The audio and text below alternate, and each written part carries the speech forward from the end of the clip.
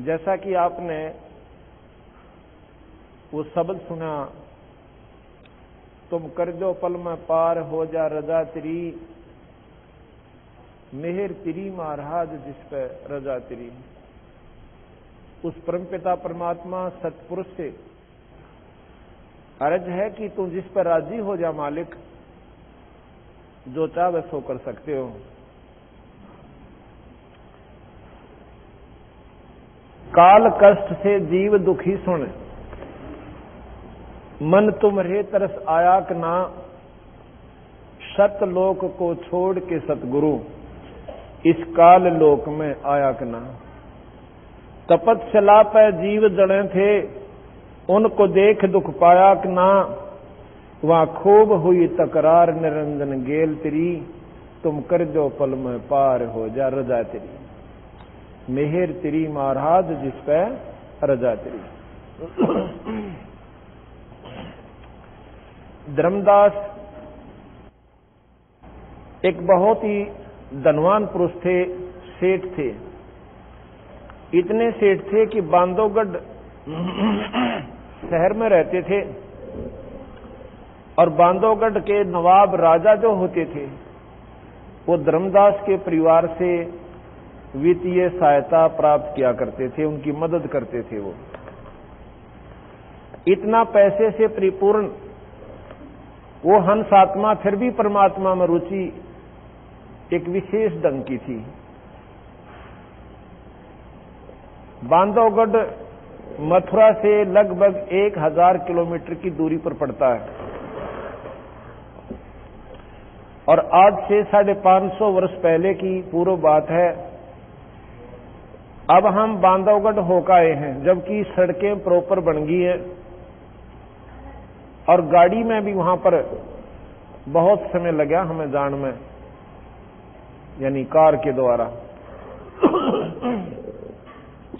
और ऐसे उबड़ खाबड़ वहां पर रास्ते हैं, कभी नीचे उतर गए पहाड़ हैं और कभी ऊपर न चढ़ गए, और कभी ऐसे बांगे टेढ़े से कसूते जंगलामा का, इधर इतनी ऊंची पहाड़ नजर आवे से तो नीचे साइड में नाला घना है। उस समय वो नाले इतने थे जिनको घाट बोलते हैं, और वो हिम्मत करके वो परमपिता परमात्मा की प्यारी आत्मा वो धर्मदास सेठ बांधवगढ़ से पैदल चला और मथुरा के अंदर पहुंच गया। कितने दिन में पहुंचा होगा? मेरे ख्याल में तो 1 महीना लग गया होगा उस परमात्मा प्यारी आत्मा ने, क्योंकि उसमें ना कोई ढंग के रास्ते थे और बारिश होगी तो वो पानी तो भर गया। रास्ते में भयानक जंगल आते थे, क्योंकि जंगल पहले वैसे निरे होया करते थे, अब भी बहुत रह रहे वहां पर। अब भी वहां पर नेशनल पार्क, राष्ट्रीय उद्यान बनाया हुआ है सरकार ने, एमपी सरकार ने, और उसमें शेर और चीते दोबारा छोड़ रखे। इतना जंगल है, वो बिना प्रयोग किया जाने वाला, उसको यूज नहीं किया जा सकता, प्रयोग नहीं किया जा सकता, ऐसा क्षेत्र है वो, पहाड़ी क्षेत्र। तो वहां पर इन्होंने, सरकार ने जो है शेरों के लिए वहां पर अब दोबारा वहां पर वास दिया शेरों को, और दूसरे जो चीते वगैरह हैं उसमें छोड़ दिए। और पहले सवते नरे हुआ करते थे, अब उसने अपनी जान की भी परवाह ना करके परमात्मा को पाने के लिए सिरदर्द की बाजी लाकर मथुरा पहुंच गए। मथुरा में आकर भगवान कृष्ण की बहुत तगड़ी साधना किया करते थे। रामकृष्ण के उपासक थे। जैसे आम व्यक्ति हिंदू जो होता है, भगवान शिव की भी साधना करते हैं, राम की भी साधना, विष्णु जी की भी साधना, माता की उपासना भी, और तीर्थों का भी हम पूर्ण रूप से अपना जिसका जितना व्योत है वो तो जरूर करता है। उन्होंने गुरु बना रखा था, रूपदास नाम का उनका गुरुदेव था। रूपदास जी ने कहा, बेटा परमात्मा ये मनुष्य शरीर कभी कभी देता है, सूत बैठा है ये इंसान का, इसको ऐसे नहीं खोना चाहिए। ये माया तो मेरा ना कितनी बार होली, और आज शरीर हमारा चला जाएगा तो माया हमारे साथ नहीं जाएगी। तो इसमें जितना भी पुण्यदान तू कर सकता है, तीर्थ यात्रा कर सकता है, ईश्वर को भज सकता है, तो यह कमाई अपने साथ रहेगी। तो हंस आत्मा था, परमात्मा में विशेष रुचि होगी। रामकृष्ण जी का जाप करना और शालिग्राम की पूजा करना, शिवलिंग की पूजा करना, गीता जी का पाठ करना उसका दिनचर्या थी। उसकी ऐसी दिनचर्या थी। तो कबीर साहब वो पूर्ण परमात्मा सत्पुरुष इतनी पुण्यात्मा का इतनी श्रद्धा देखकर उसको पता चला कि ये अनजान आत्मा गलत साधना पर लगा हुआ है। तो कबीर साहब मथुरा में आकर प्रकट हो गए एक जिंदे के रूप में। जिंदे महात्मा ज्यादातर मुसलमानों में होते हैं। वो कैसे होते हैं? एक काला सा टोप, ऊपर इतना लंबा चौटा टोप का, इतनी लंबी टोपी बनाते हैं, लंबी लंबी वैसे कपड़े से की, और तहमंद बांध लेते हैं, और एक ऊपर जैसे कपड़ा कुर्ता पहनते हैं। लेकिन उस समय उन्होंने वो रूप नहीं बनाया था, फिर बाद में बनाते हैं। पहले ऐसे साधारण से भगत के रूप में। और धर्मदास को देखा, सुबह उठा, एक स्थान लिपया, पहला तो गोबर, गऊ के गोबर थे, और गंगा उसमें जल छिड़का पवित्र कुएं का लाके, और फिर वहां पर भोजन पकाया। भोजन पका के खाना खाया। हाँ, उससे पहले उनकी पूजा करी, वो लीप लाप के वहां पर मूर्तियां रखी भगवान वो ठाकुर जी की, उनको नवाया, नवा के उनके कपड़े पहनाए, मुकुट रखा, माला डाली, मुकुट रखा, तिलक लगाया। उसके बाद फिर अपना गीता जी का पाठ करने लगा। कबीर साहब इतनी दूर बैठे देख रहे हैं जैसे कोई भक्त देख रहा हो। तो थोड़ी देर के बाद जब वो अपनी पूजा से निवृत्त हो लिया, तो कबीर साहब आकर कहने लगे, महात्मा जी क्यों उसने माला गाल रखी गल में, और वैष्णव साधु जैसा रूप बना रखा, तिलक लगा रखे। किसने? धर्मदास जी ने। कबीर साहब कहने लगे, भगत जी महाराज जी, आपको तो लगता है बहुत ही ज्ञान है परमात्मा के बारे में, और मैं बहुत भटक लिया, मुझे कोई ज्ञान नहीं हुआ, मैंने कोई सतमार्ग दर्शक नहीं मिल लिया। तो धर्मदास कहने लगा, भाई मैं बता दूंगा तेरे को, और जैसे मैं कहूं ऐसे कर लिए, तेरा बेड़ा पार हो जाएगा। अग्निमत ने ढूंढू था परमात्मा कोई ऐसा मन व्यक्ति मिलावे, ऐसा संत मिलावे, मेरा बेड़ा पार हो है। क्या करते हो? उन्होंने बताया कि मैं गीता जी का पाठ करता हूं, 68 तीर्थ करता हूं, 68 तीर्थ करता हुआ अब मैं मथुरा में आया हुआ हूं, और भी अभी बाकी तीर्थ मेरे बकाया से सारे करके आऊंगा। कितने दिन लगेंगे? अक्के मेरा 2 वर्ष भी लग सकते हैं, 1 वर्ष भी लग सकता है, 6 महीने। तो आज अगर कोई 68 तीर्थ करना चाहे अपनी कार में जाकर तब लगते हैं प्राणी को, और 60,000 रुपये लग गए। अब 30 में भी ना शब्द है। 68 तीर्थ पर जाने के लिए कम से कम 6 महीने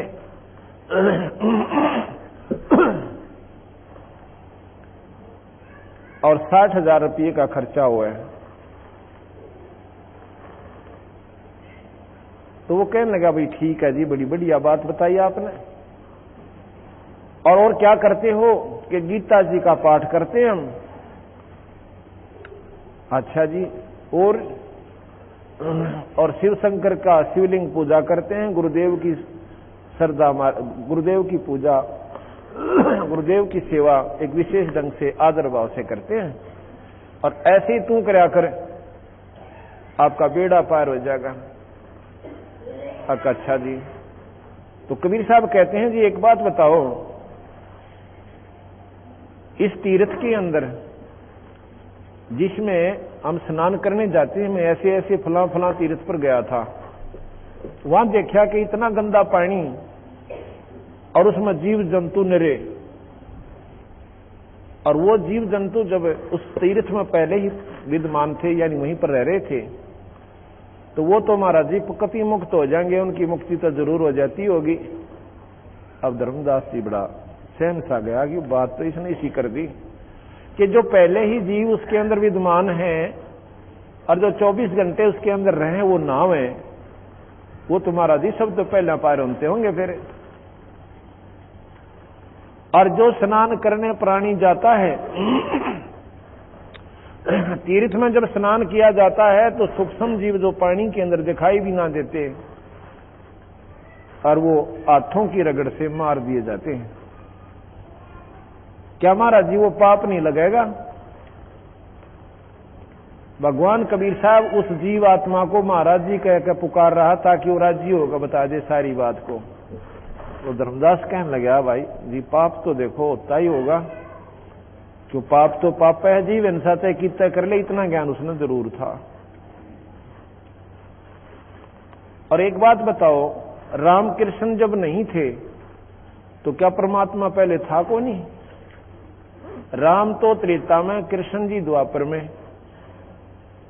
उस ईश्वर का नाम तो जी कुछ और ही होगा जो सतयुग में उपास्य था। नाम से वो मुक्ति बताता है। धर्मदास एकदम सहम सा गया। नो बोला हम व्रत करते हैं एकादशी का। अच्छा व्रत करते हो, व्रत करने से क्या लाभ होता है?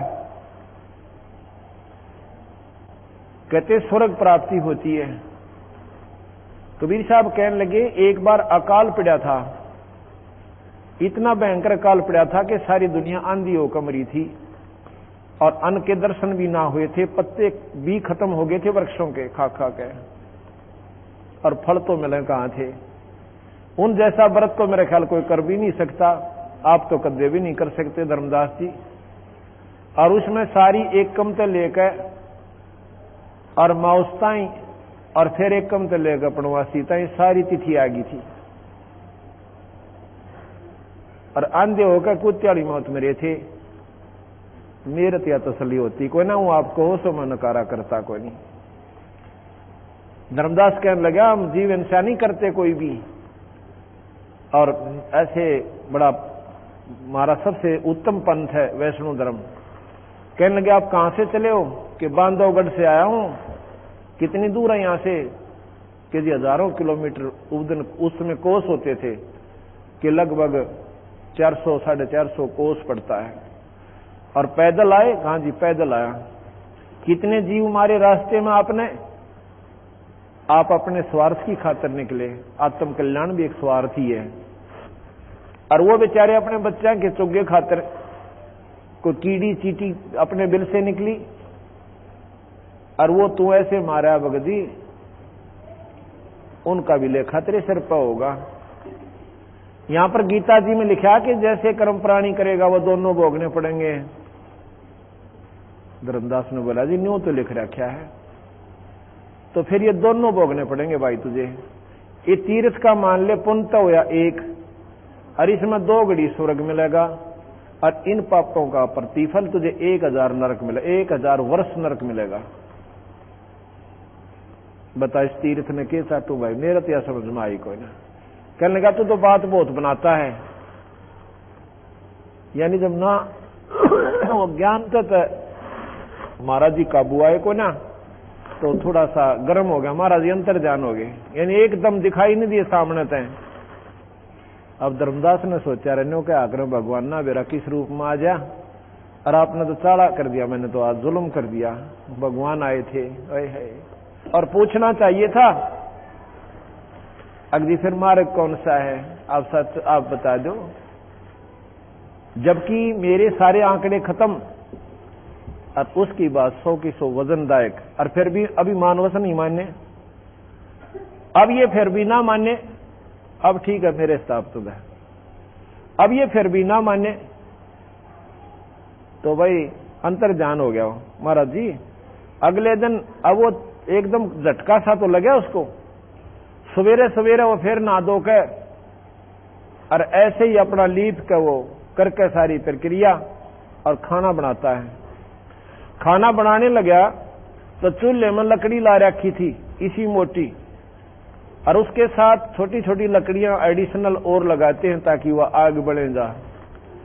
सारा खाना बना लिया उसने अपना भोजन और स्वयं बनाया था, तो वह लकड़ी जड़ती जड़ती जब उसके सामने आई, बीच से लकड़ी थोथी थी, और उसमें देखा कि वह पाछे तक काली हो रही सारी चीटियां थे, उसमें से कीड़ियां निकल रही चीटियां, और अपने बच्चे मुंह में ले रही अंडे।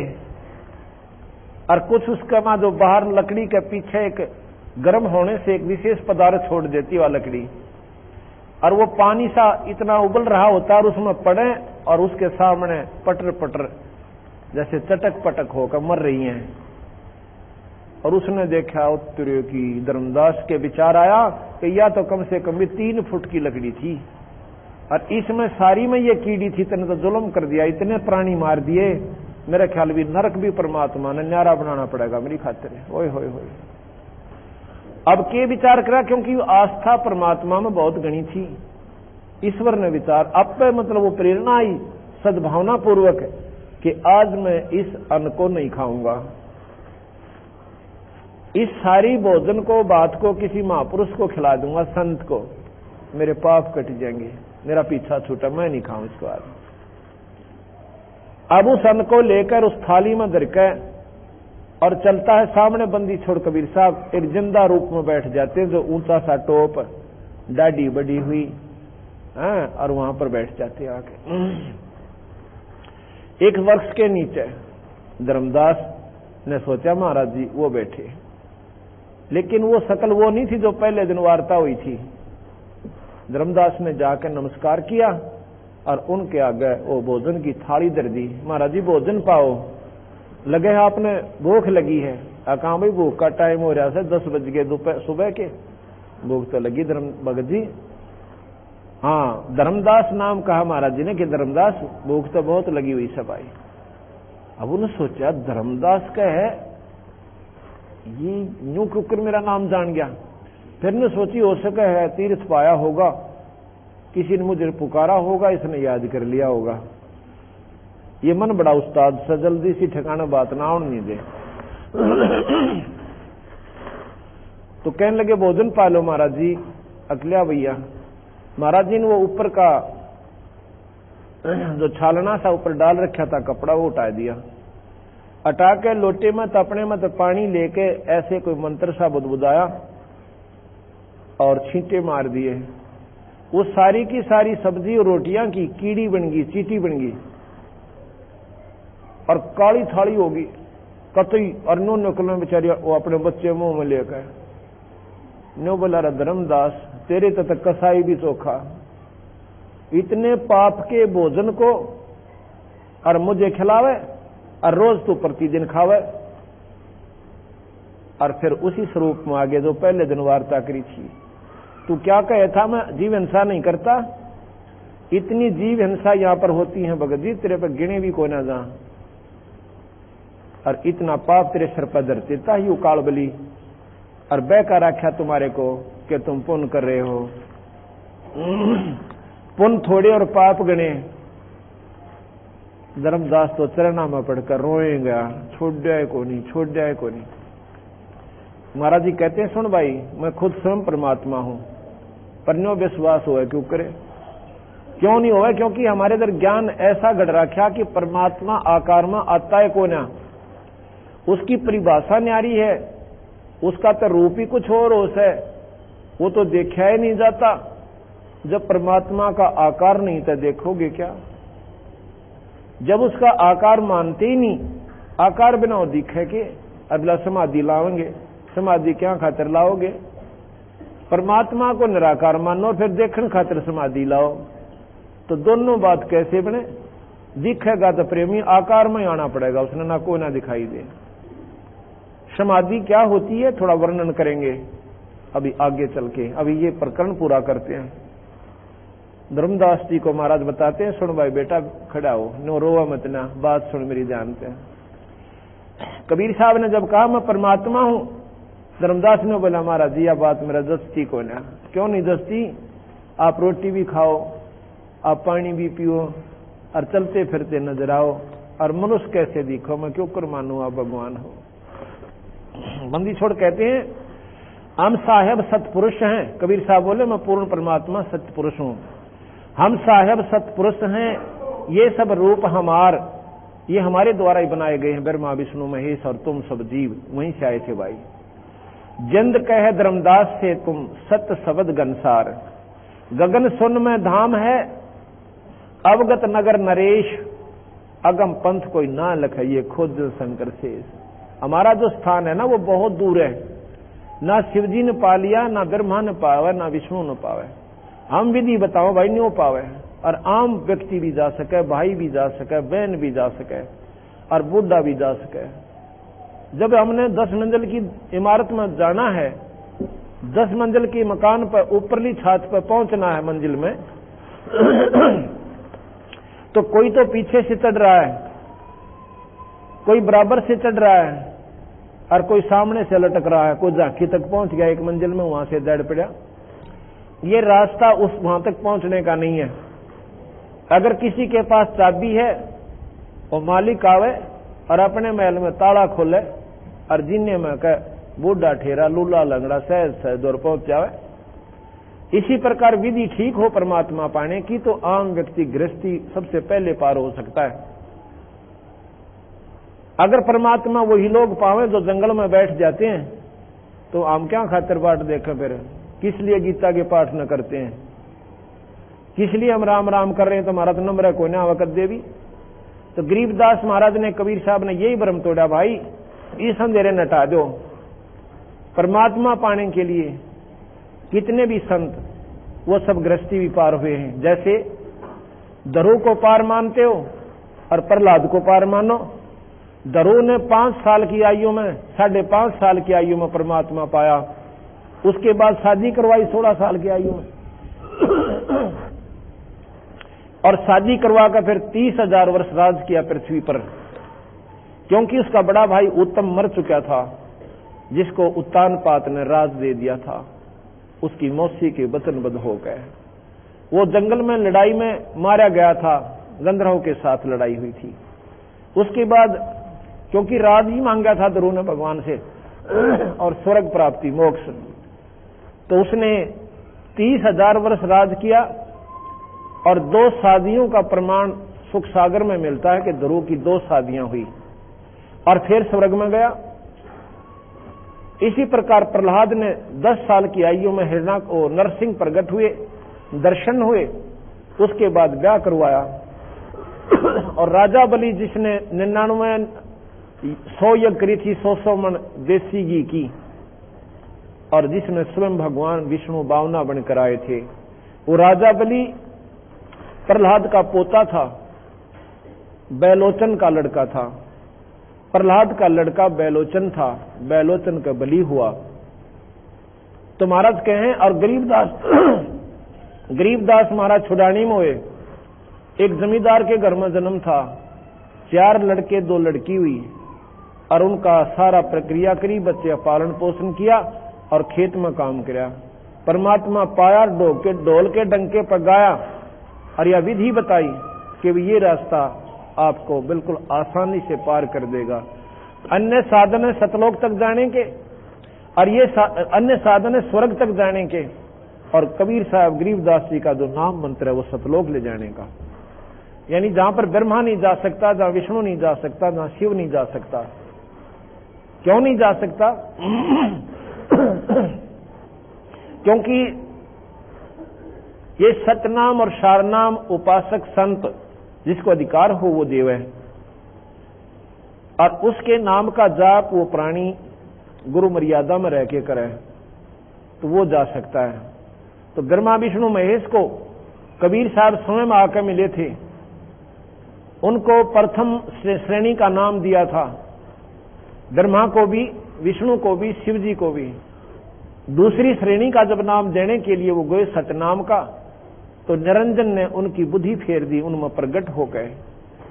ब्रह्मा कहता है कि महाराज जी देखो, वेद से ज्यादा मैं नहीं मान सकता, ये प्रमाणित शास्त्र है परमात्मा के प्रगट किए हुए। कबीर साहब ने कहा कि भाई ब्रह्मा, उस मालिक ने एक सूक्ष्म वेद और दिया था, लेकिन उस सूक्ष्म वेद निरंजन ने छुपा दिया, ये आप तक नहीं आने दिया। वो सूक्ष्म वेद का भेद मैं पुनः आपको देने के लिए आया हूं। नहीं माना ब्रह्मा जी भी।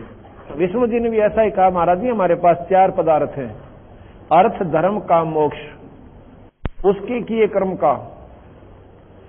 धर्म धार्मिक कर्मों में रुचि बढ़ा जा, क्योंकि गीता जी के ज्ञान से, रामायण महाभारत के पाठ से अंतःकरण साफ हो जाता है, भक्ति करने में रुचि बढ़ जाती है। काम मनोकामना पूर्ण हो, और मोक्ष कहते हैं स्वर्ग प्राप्ति कर दें।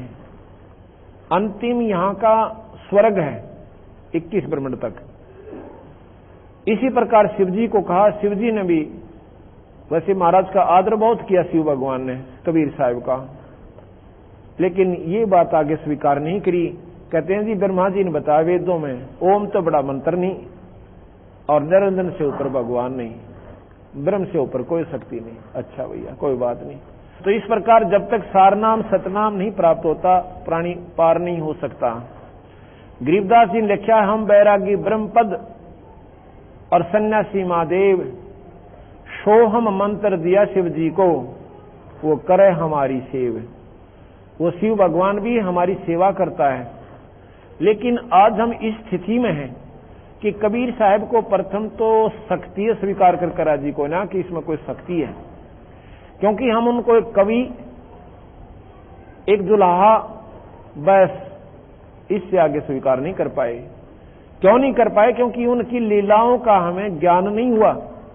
भगवान राम और कृष्ण शिव विष्णु जी को हमने क्यों परमात्मा स्वीकार किया?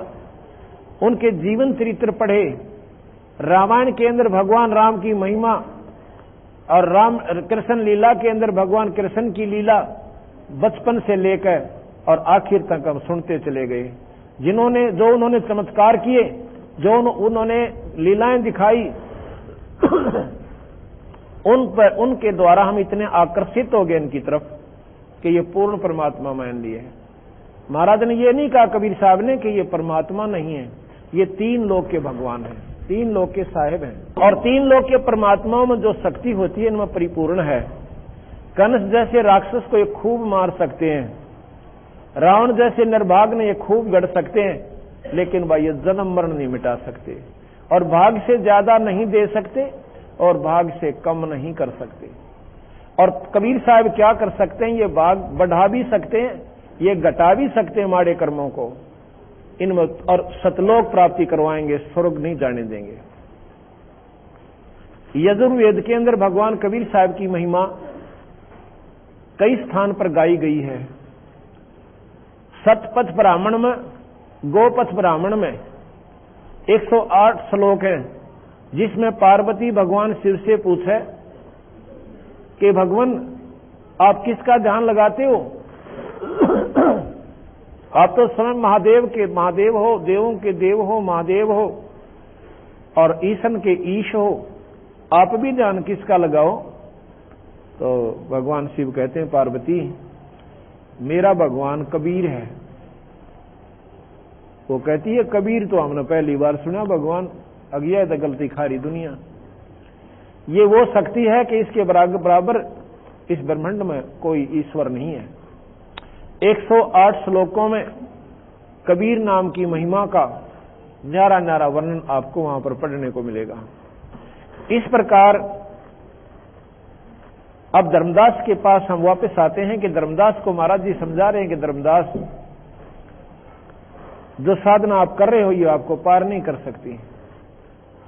प्रथम तो इतने उलझेड़े मुलझ गए कि उस काल बली ने आपको इतना गलत रास्ता दे रखा है, और उन संतों ने कहां से ज्ञान हुआ? बेचारे उन्होंने अपने शास्त्र पढ़े और उन शास्त्रों का अनुसरण किया और वही डंडोरा आगे पीट दिया। तो कहते हैं धर्मदास ले मैं बताऊं भाई तो कितने नुकसान करके आता है, मैं पूर्ण परमात्मा हूं। कैसे? गगन सुन में धाम है अवगत नगर नरेश, अगम पंथ कोई पाव है ना ही है खोज शंकर शेष। वो स्थान नहीं मिलता इनको, क्योंकि वो मार्ग, वो नाम, वो जाप, वो साधना यहां नहीं है। वो मैं देऊं भाई। सुन गगन सतगुरु बसे पृथ्वी आसन थीर, और गरीब धर्मदास धोखा दिला भाई छानो नीर और खीर। ना मैं जन्मो ना मरो, ना आऊं ना जाऊं, और शब्द विहंग सुन में ना हमारे धूप ना छान। ना तो मैं पैदा होता कबीर साहब कहते, और ना मैं मरता। ये प्रमाण आपको आज बताएंगे कि कैसे कबीर साहब का आना हुआ और कैसे यहां से जाना हुआ, और बीच में उन्होंने कितने कितने चमत्कार आपको दिखाए।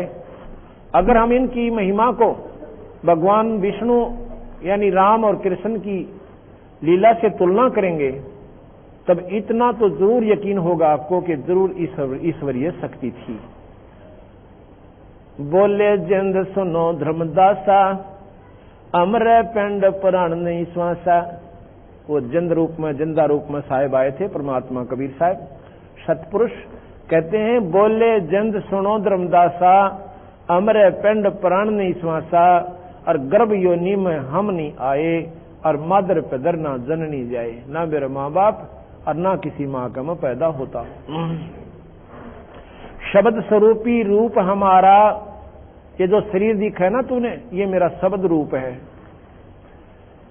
और क्या दिखलावे आचार विचारा। आचार किसे कहते हैं? जैसे कर्म कांड करते हैं भाई, मूर्ति पूजा करना, तीर्थ व्रत करना, ये इस प्रकार गीता जी का, भागवत का, रामायण का प्रतिदिन पाठ करना, ये आचार हैं, कर्म कांड है। और कर्म कांड स्वर्गापुर वासा, कर्म कांड से स्वर्गापुर जाता है और उसके बाद नरक में आ जाता है, जो नरक भोगने होते हैं। 70 ब्राह्मण की है हत्या, जो चौका तुम देवो नित्ता। ब्राह्मण की हत्या का शास्त्रों में इतना खतरनाक प्रमाण दे रखा है कि ब्राह्मण को मारे का पाप नहीं उतरता जीव का। कहते 70 ब्राह्मण की है हत्या, जो चौका तुम देवो नित्ता। है तुम दो रोजाना जो लीप के ना, ये लीपते हो पृथ्वी को और फिर भोजन तैयार करो उसमें, इतने पाप करते हो धर्मदास, 70 ब्राह्मण की हत्या हो जाती है, इतना पाप तेरे ऊपर है। और तू न्यों का मैं पाप नहीं करता। अब धर्मदास सुन्न हो गया कतई, क्यों आंखियां देख रहा, बोल रहा क्यों कर। पहले तो वकील बने था, पर बंदी छोड़ने गुंजाइश नहीं छोड़ दी। 70 ब्राह्मण की है हत्या, जो चौका तुम देवो नित्ता। ब्राह्मण से हत्या जो हुई, और स्नान जल स्नान कर तो सोई। 70 ब्राह्मण की हत्या फिर होती है, कैसे? सहस 1000 ब्राह्मण की हत्या कहां होती है? जहां तुम तीर्थ में जाकर स्नान करते हो। हमने जींद के पास पिंडारा गांव है, वहां पर तीर्थ देखा। वहां पर कहते पांडव आए थे और उन्होंने जोड़ खोजा था, और नो कहे वो मौस की बाट में देखी, और बैठ के माउस ना आई है, अरे बिला शराब देगे, बिला कलयुग में रोज आया करेगी। एक बात बताओ, पांडव स्वयं दुखी, एक भी काम हल नहीं हुआ उनका, और उन जोड़ खोजा हम नान जाओ उसमें। जब वो स्वयं सुखी नहीं हुए वहां के स्नान करने से, और हम वहां स्नान करके सुख की बाट देखें, ये उड़देड़े किसने लाए? उन अनजान लोगों ने, जिन्हें मार्ग का बेरा नहीं था। अपना पीछा छुटवाने खातिर आगे हांडे जाएंगे, धक्के खानते उड़ा तेरा पीछा छूटेगा, क्योंकि सुख वो दे नहीं सकता, क्योंकि मार्ग को ना संत के पास। फिर उन्हें न्यो बंडा होगा, तुम फलानी जगह चला जा, फिर किसी ने गया पर बता देगा, वो बेचारा पहले तो पैसे इकट्ठे करो, दोहरावे कोई ना, क्यों उसका पीछा छुटवाना उसने? गया जी जान खातिर कम से कम भी 5,000 रुपये चाहिए, और फिर वहां की समय काट है, फिर जाओ गया पर इतना उससे कोई लाभ ना। फिर को एक बार द्वारका गेड़ा और मारा, द्वारका कौन सी आड़े है, इन तीर्था बनाया जाए, इतना उसका पंडा और दोनों नुकसान हो ले, मरना हो मेरे लिए इतना। अब हमने वो तीर्थ देखा, अमावस्या के दिन वहां पर एक फिल्म भी बनवाई हमने। ओए होए होए, वो भोली बाली आत्मा जिनको गुमराह कर दिया, वो डटे तो ना डटती, नो कति जैसे पानी उमड़का कर नदी का, नो दुनिया इकट्ठी हो से, और ऐसा गंदा पानी हो जाता, उसमें गधे पानी नहीं पी सकते। और वो भोली आत्मा उसमें स्नान करके उस बेकूफा द्वारा बढ़ाई हुई, बहकाई हुई, और वहां स्नान करके नो हमारी मुक्ति होगी, हमें सुख प्राप्त होगा। तो कहते हैं ब्राह्मण से हत्या जो हुई, और जल स्नान करे तो सोई। उसमें करा कितने जीव रगड़ रगड़ के मसल मसल के उनका कचूमर निकले, आराम मुक्ति की बात देखें है तेरेगी। अब बिना बेरे में वायदे से जुल्म हम पहला हम भी जाया करते, मैं सब तागरा करता, क्यों भक्ति भाव में ज्यादा लगन थी। और जो भी किताब बता देते, उड़ो फलाना एक शिव जी निकल रहा है, उड़ो जान दे बाजे। अब शिव जी कहने के बाद मूर्ति दरी पाई हुआ, किसी को उधर गया होगा। एक बताते हैं, एक ने ऐसा खेल खेला तो शिव जी निकालन का, कि एक के खेत में बैठा थोड़े से दिन वो महात्मा, और वहां के एक रैग बोरी चिना की दाब खुर्दवा के खड़ा, बोरी चिना की दाब दी रात ने, और उसमें एक मूर्ति धर दी शिव जी की, ऊपर 2 फुट 1.5 फुट माटी घेर दी। और फिर 6 महीना पाछा फेरा, उस पर घास जमा पाया उड़े, उसने निशानी पुकी करेली थी। गांव में डंडोरा पिटवा दिया अपने जो सेवकों द्वारा, बोला भैया सब्जी निकलेगा परसों, उड़े पानी गिरना शुरू कर दिया। पानी डाला और दूर से बना रखा उसने पानी का भी सिस्टम, एक नाली सी बना के उसमें पानी ठोक दिया, वो चने फूल गए, फूल के चने वह सब्जी निकलने लग गया और सारा गांव इकट्ठा हो गया और मार बेगन हो गया भाई उड़ता है। वह सब्जी का मुंह दिखा था, इतने लोगों ने ढक दिया लोटा का, मंड गए करड़े होकर गुआंडा ते डूंडा पाट गया, वो करके इकट्ठा सारे नमालनर वो जा से वो जा। पाछा उन्हें सोचे चल बाबा जी जगह शिवजी ने तक मंदिर में स्थापित कर देते हैं। वो जब खाया तले तो वो चने गेल चिपटे आए उसके ऐतरा बुलाओ, वो फिर खोदा उसमें एक बोरी चना की ठोक रखी ठहरी। तो इस प्रकार बेवकूफ बनाकर वो शिवजी काट दिया धरती में। परमात्मा धरती में कोई पत्थर बनकर रहता है, वो सर्वव्यापक है। फिर तो इसमें भी है, वो देखो न सोते इसमें नहीं है, वो कण कण में विद्यमान है। इसलिए उसको पाने का स्थान अपना शरीर है, इसमें मिलेगा और कितना पावे को नहीं। और नहीं तो फिर आकार रूप में राम आए कृष्ण आए, उनके देखने से कौन पार हो गया। अगर नाम बिना पीछा छूटता हो जीव का तो भगवान कृष्ण देखा कितना ने देखा था और सारे पार हो जाते दर्शन से होते। तो ये तो नाड़ी आंट पकड़ा रखी हमारे ताई और हमने को ज्ञान मिला ना इस मार्ग का। ब्राह्मण से सत्या जो होई, जल स्नान कर तो सोई, चौके कर्मी किट मर जाई, सूक्ष्म जीव जो दर्शे नहीं। चौके में लिपो हो ना, इतने जीव हैं जो दिखते भी को ना, और वो नो कहें सारे मरे हैं और तुम्हारे को बहुत पापों से। चौके कर्मी किट मर जाही, सूक्ष्म जीव जो दर्शे नाही। पृथ्वी ऊपर पग जो धारे, कोट जीव एक दिन में मारे। करें आरती संजम सेवा, ये अपराध उतरे ना देवा। हरि बाती पृथ्वी के रंगा, कोट अनंत कोट उड़े पतंगा। तारक मंत्र कोट जपाही, वो जीव हंसा उतरे नाही। ये तारक मंत्र दिया करो, फिर नो को पाप तारण का मंत्र देता हूँ, राम राम राम राम राम राम मंड्या रहा बस 1000 माला फेर दे। कहते हैं ये तारक मंत्र कोट जपाही और वो जीव हंसा उतरे नहीं। अगर राम के नाम तय और पाप कटे तो भगवान राम ने स्वयं दंड भोगना पड़ा उस अपने किए हुए कर्म का। कैसे कि भगवान राम ने सुग्रीव के भाई बाली को मारा था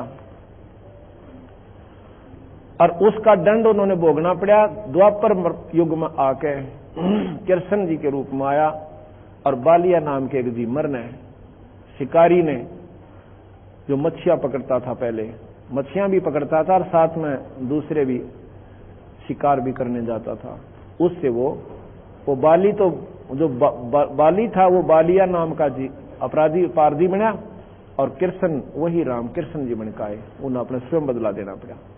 तो महाराज कहे कि तारक मंत्र कोट जपाही, ये जीव हंसा उतरे नाही। ऐसा ज्ञान अचम सुनाऊं, पूजा अर्पण सब छुटाऊं। मैं आपको ऐसा मंत्र दे दूंगा भाई ये सारे ही ना अपने तीर्थ पर जान की आवश्यकता पड़े और ना ही कहीं आपको किसी प्रकार की अन्य साधना जो व्रत कुछ नहीं करना पड़ेगा। एक नाम देते हैं, इससे आपका बेड़ा पार हो जाएगा। हमने आत्म कल्याण से ही तो मतलब है। जो भी कोई साधना हम कर रहे हैं अपने सुख सुविधा खातिर ही घर में कर रहे हैं और वो होती भी कोई ना रो न पूजे में जा रहे हैं। जो नुकसान होना है, ज्यादा पैसे वाला है लाखों का वजह है, थोड़ा सा उसकी भैंस मर जाए हुआ है बतेरी, तो बंदी छोड़ के हमारी शरण में आओ। पहले तुमने यहां सुख दो, इतने सुख दूंगा कि तुम्हारे पर नावड़ा कोई ना गिनने भूल जाओगे। अब तो पहले प्राणी यहां पर आते हैं, दुखमर होते हैं हमारे पास इस बंदी छोड़ के दरबार में। अरे दूसरा हम ना, जब वो सुखमर होते हैं, वो सुखमर होते हैं कि हम पहले कहां भूल गए थे, हमने पहले मार्ग क्यों ना मिला, इतने दुख पा लिए। ऐसे ऐसे भक्त आए हैं उन्हें 20-20 साल तक ब्रह्म माटी हो रही थी, ना घर में सुख था, ना कदे बालक बीमार, कदे हम दुखी, और इस बंदी छोड़ की शरण में आते। ये काम था, ये पहले हम चौकस करें हैं कि जब तक हमारा मन सेट नहीं होगा इतना भक्ति हो क्यों करे। तो सबसे पहले बंदी छोड़ कबीर साहब हमारे ये सांसारिक कामों को इस स्थिति पर ले आओगे कि आपने उनकी चिंताएं बंद हो जाएगी। और चिंता बंद होएगी तो फिर आप क्या करोगे, फिर गफलत करते हो भक्ति भगवान में। महाराज के हमारा ये उद्देश्य नहीं, फिर गफलत में करोगे भगवान के मार्ग में भक्ति में तो फिर नुकसान शुरू हो जाएंगे। ये सुख इसलिए देता हूं कि तुम्हारा दृढ़ विश्वास हो हमारे में कि हम जो रास्ता बताओ वो सच सब आई, और फिर परमात्मा बच के अपना बेड़ा पार करवाओ। सतलोक चलो, वहां पर आपका दोबारा मरण नहीं होगा। स्वर्ग में गए प्राणी दोबारा आते हैं, ये आपने खूब पता है। भगवान कृष्ण भी कहते हैं, गीता जी का ज्ञान भी यही बतावा है कि अर्जुन तेरे मेरे असंख्य जन्म हो लिए, जन्म मरण तो मिटे नहीं। चोले बदलेंगे, कभी कुत्ते बन जाएंगे और कभी सूअर बन जाएंगे, कभी गधे बन जाएंगे, और कर्म अनुसार फिर मनुष्य भी बन जाओगे, पर भाई यह दुर्गति नहीं मिटे। यही माता शक्ति पुराण में कहती है कि हैवग्रीवा तेरा जन्म मरण नहीं मिटा सकती भाई, तेरा मरण तो जरूर होगा। तो उसने के वर मांगा, न्यो बोला जी मुझे ऐसा वर दे दो कि मैं हैवग्रीवताए मरूं। अच्छा भाई तथास्तु। अब भगवान विष्णु को हैवग्रीव का रूप बनाना पड़ा, उस माता के आशीर्वाद को भी रखते हुए। कैसे बनाया? कहते भगवान विष्णु राक्षसों से लड़ लड़कर थक कर एक स्थान पर बैठ गया और अपने तीर की को ऐसे ठोडी पर लगाकर एक पहाड़ी सी पर बैठा था। अब हैवग्रीव का न तंग ने कर दिए देवता, वो माता के पास गए, ना ब्रह्मा के पास गए, शिव के पास गए, न बोले मारे बस का तो कोई ना हैवग्रीवा मारना, इसको तो वरदान है हैवग्रीव ही मारे। तो कहां आए? तो ब्रह्मा जी बोला चलो विष्णु जी से प्रार्थना करते हैं, वो कर सकते हैं इस काम को। विष्णु जी निंद्रा में गणी में। अब सोचा भी इसने उठावे कैसे, उठाओगे तो पाप लगेगा। उन्होंने एक कीड़ा छोड़ दिया उस परतंचा के ऊपर, उस तार के ऊपर जो डोरी थी ना धनुष की। अब किसकी खुड़का होगा चलेगा ना, जब कीड़ा ऐसे ऐसे चलता है वो, तो उसकी आवाज बहुत जोर से होती है उस तार के ऊपर, धनुष के ऊपर। तो महाराज की आंख खुल जाएंगी, हमारा भी नाम ना होगा, न सोचेंगे कीड़ा चढ़ गया था। तो उन्होंने ऐसा ही कर दिया। कहते हो कीड़े ने पहले परतंचा काट दी, वो तार कट गया और कटने से उसका ठोडी ठाडी नाड़ भी कट गई भगवान विष्णु की। वह तो कितना गिराना कहां जा पड़ी और शरीर वहां रहेगा। इतना आवाज हुई कि सारे ब्रह्मंड गूंज गए। अब सारे घबरा गए, बड़ा चाड़ा पाटा। फिर मां की आराधना करी शेरा वाली की। उसने कहा भाई नो करो, ये उस सर का दबेरा ना कित गया, इसके एक घोड़ा का गर्दन काट लिया। घोड़े की गर्दन काट लाए और उस विष्णु के सिर पर रखकर उनको जीवित कर दिया माई ने, विष्णु जी को, शेरा वाली ने।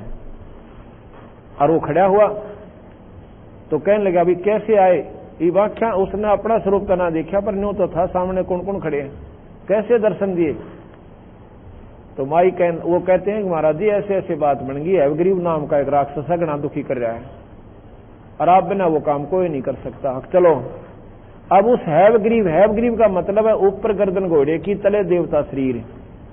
हैवग्रीव, ग्रीव माने गर्दन, और ऊपर की गर्दन तो घोड़े की, और ग्रीव माने गर्दन हैव घोड़ा, और नीचे का शरीर दूसरा। तो भगवान जब कृष्ण विष्णु ने वो हैवग्रीव नाम का राक्षस मारा, तो कहने का भाव यह है कि जन्म मरण नहीं मिटता। तो इस प्रकार ये पाप इतने बढ़ते चले जाएंगे। और कबीर साहब कहते हैं मैं तुम्हारा जन्म मरण मिटू, पहला तो भाई सबसे पहले इसको खत्म करूंगा और सतलोक ले जाऊंगा। सतलोक में जाने के बाद तुम्हारा दोबारा जन्म मरण नहीं होगा। अब सबसे ज्यादा दुख यहां पर मरने का। आज हम अपने बच्चों के साथ में कितने सुखी हैं? और भाई आप देख रहे हो रोजाना कितनी दुर्दांत घटना हमें सुनने मिले।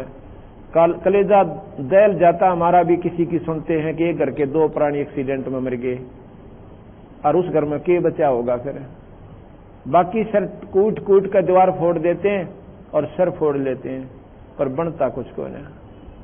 तो महाराज के इतने बूंदे कष्ट तुमने असंख्य बार भोग लिए, और फिर भी ना सोधी करते यहां से निकल जावा। और निकलने का सबसे आसान तरीका केवल बंदी छोड़ के भगवान कबीर साहब का मार्ग यानी नाम ही जीव को पार करेगा। गीता इसी का प्रमाण देती है। ओम नाम के मंत्र का भगवान गीता जी के अंदर नाम का जाप का महत्व देते हैं। राम नाम का गीता जी में कितना जिक्र नहीं है। और रामायण में लिखा है कि कलयुग केवल नाम आधारा और सुमर सुमर नर उतरो पारा। वो नाम कितना पार करेगा? विष्णु जी की साधना जो करने वाला प्राणी विष्णु लोक में चला जाएगा नाम के जाप से। जैसे धरु और प्रहलाद ने नाम ही जाप किया। प्रहलाद तो घर में ही रहा शुरू से ही, और नाम के जाप से वही वस्तु प्राप्त की जो ध्रुव वन में प्राप्त की। यहां कहते हैं कि ऐसा ज्ञान अचम सुनाऊं, पूजा अर्पण सबे छुड़ाऊं। भाई खान पान में दमन प्राणी कैसे पाओ मुक्त निशानी। खाते हो ना उसमें भी जीव मरते हैं, पानी पीते हो उसमें भी जीव होते हैं, दूध से दही बनती है उसमें भी जीव होकर पैदा होकर मर जाते हैं, उसमें भी पापों से। भाई तुम पीछा के ऊपर छूटे। तो धर्मदास कहने लगा महाराज जी फिर ये पाप तो होते ही रहेंगे जब तक हम आखिर तक रहेंगे। महाराज जी कहते मैं बताऊंगा। हमारे पास एक ऐसा मंत्र है, ऐसी दवाई है कि पहला तेरे पाप कर्मान फूकेगी, कि जब ही नाम हृदय धरो भयो पाप को नाश, और जैसे चनगारी आग की भाई पड़े पुराने घास। ढेर लाग रहा हो घास का, चाहे 50 फुट ऊंचा और 10 किले में का हो सूखा घास यानी पाती वगैरह, पराल इनकी दानों की, और एक चनगारी एक तिल्ली ला दो उसमें, उसने फूक के और कति धरती का मिला देगी, हवा आवेगी उसने ठा के भगा देगी, उससे जनजोगी नहीं रहे। तो इसलिए महाराज कहते हैं हमारे पास एक ऐसा मंत्र है जो पहले पाप कर्मान काटेगा और तुम्हारे पुण्य प्रफुल्लित होंगे। ये ना ब्रह्मा के जाप से हो सके, ना विष्णु के हो सके, ना शिव के हो सके, क्योंकि ये आपको इनके नामों से आपके पुण्य बढ़ेंगे, आपकी भक्ति बढ़ेगी, और पाप बढ़ेंगे वो पाप भी गिले बढ़ेंगे, क्योंकि यहाँ दोनों भोगे हैं, पुण्य और पाप। पुण्य के लिए स्वर्ग है और पाप के लिए नरक है। जो ना स्वर्ग में भोगे हैं ना नरक में भोगे हैं, वो कर्म आपने इस 184 के गट्टे में भोगने पड़ेंगे। ये ऐसा नियम निरंजन ने बनाकर ये कानून और ब्रह्मा विष्णु में इसको दे रखा है। इसको ये बदल नहीं सकते। हिंदुस्तान के कानून को कोई नहीं बदल सकता जो बना दिया गया, इसका अनुसरण करने से लाभ होगा। इसी प्रकार इन्होंने आगे गीता जी द्वारा और रामायण महाभारत के चरित्र दिखा के यही बताया, भाई इसमें रहना है हमारे लोक में तो ये नियम तुमने निभाने पड़ेंगे, इससे तुम्हारे पाप कम होंगे और भाई पुण्य ज्यादा हो जाएंगे। पुण्य के प्रभाव से तुम काफी दिन स्वर्ग रहोगे और पाप कम होंगे तो थोड़े दिन नरक में जाना पड़ेगा। पर यह 84 का चक्कर एक बार जरूर काटना पड़ेगा। ये नियम है यहाँ का 3 लोक का। कहते हैं कोट जीव जल अचमन प्राणी, या मैं संक शुभ नहीं जानी, कहो कैसे विध करो अचारम, और चरलोकी का तुम सिरभारम। तू काहे का ये भगवान की भक्ति कर रहा भाई, कहो किस विध करो अचारम, तिरलोकी का तुम सिरभारम, और राप्ती सूक्ष्म एक ही अंगा, अलप जीव जूनी जत्संगा। राप्ती कहते हैं हाथी को, और सूक्ष्म कहते हैं ना दिखाई दे वो जीव, यानी चींटी ले लो छोटी सबसे इकाई जो हमने दिखाई दे। ऐसी तो कीड़ी मारने का पाप है चींटी के, और ऐसे हाथी के मारने का पाप है। बाप का छोटा बेटा मरे उसने उतना ही दुख आवे, और बड़ा मरे उसमें भी इतना ही दुख आवे माँ बाप ने। इसी प्रकार परमात्मा की दृष्टि में जो भी जीव छोटा मरे, चाहे वो अनजान में मरे चाहे जाने में मरे, उसके लिए उतना ही वो हत्यारा होता है। इसमें थोड़ा सा अंतर हो जाता है। इतना राहत दिया इन्होंने। यहां पर एक कानून है कि जिसने गुरु बना लिया, और गुरु हो पूरा जिसको आदेश हो नाम देने का, घर घर गुरु बन बैठे, उन भोली भाली आत्माओं ने 4 मीठी बात बना के और कहते हम नाम दे देंगे। नाम का सब न नबेरा, राम हर कृष्ण राम हर कृष्ण, घना ओम कर ले, ये तो कोई भी बता सके, लेकिन अधिकारी बिना युग नाम दिया हुआ फलता नहीं, ये काम नहीं करता। उस परमात्मा के दरबार में एक लिस्ट पाओगे जब आप यहां से जाओगे। उस लिस्ट में उस संत का जो यहां पर प्रमाणित है, जो नाम देने का अधिकारी है, उसका नाम पावेगा, उसकी फोटो पावेगी, और जब आप जाके अपने गुरु का नाम बताओगे, वो पार्षद सबसे पहले वो लिस्ट देखेंगे, और उस लिस्ट में थारे गुरु का नाम नहीं पाओगा, सीधा नरक में ठोक देंगे। वो नकली पासपोर्ट होगा आपका, उस नकली पासपोर्ट वहां चल नहीं चल सकता। इसी प्रकार जैसे भगवान राम और कृष्ण विष्णु आदि का आपने जाप भी करना है, भक्ति करनी है तो उसके नुमाइंदे उस संत से नाम लो जिसको नाम देने का अधिकारी गुरु से प्राप्त हुआ हो। फिर उसका जाप करो, डट के विधिवत करो जैसे गुरु बतावे, आप स्वर्ग जाओगे। अब ये बार बार क्यों बताना पड़ रहा है कि स्वर्ग ना हम इतनी बड़ी चीज मानते थे कि इसके बराबर कोई वस्तु है कोई ना। अब उसकी तुलना में जब सतलोक देखा और ये ज्ञान देखा तो वो कुछ भी कौन पाया। उसके सामने इंद्र दा राज, इंद्र स्वर्ग का राजा होता है और राजा स्वर्ग भोग के इंद्र और गदा बनता है। तो गरीबदास कहे इंद्र दा राज काग दा बेस्टा, ओए होए होए, काग की बीट है इंद्र का राज यानी स्वर्ग का राज भी।